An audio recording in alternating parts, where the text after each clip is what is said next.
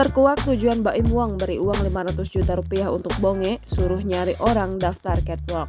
Bonge memberikan klarifikasi mengenai uang 500 juta rupiah yang diberikan YouTuber Baim Wong.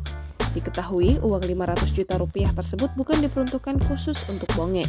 Namun, uang 500 juta rupiah digunakan untuk menyukseskan acara Citayam Fashion Week.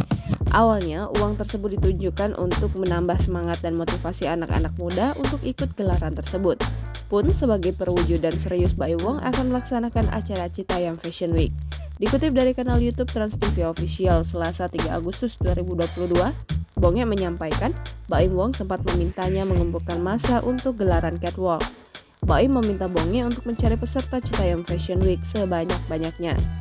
Bonge juga tidak mengetahui uang yang diberikan oleh suami Paula Verhoeven tersebut berasal dari kantong pribadinya atau sponsor. Hadir menjadi bintang tamu, Bonge didampingi oleh teman-teman dan manajernya, Eval. Eval mengaku sudah menjadi manajer Bonge kurang lebih 1 bulan. Alasan Eval ingin menjadi manajer Bonge lantaran sifat Bonge. Eval melihat dan mengenal Bonge setelah Citayam Fashion Week viral.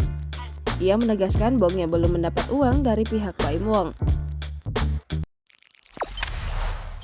Jangan lupa subscribe, share, komen, dan like ya!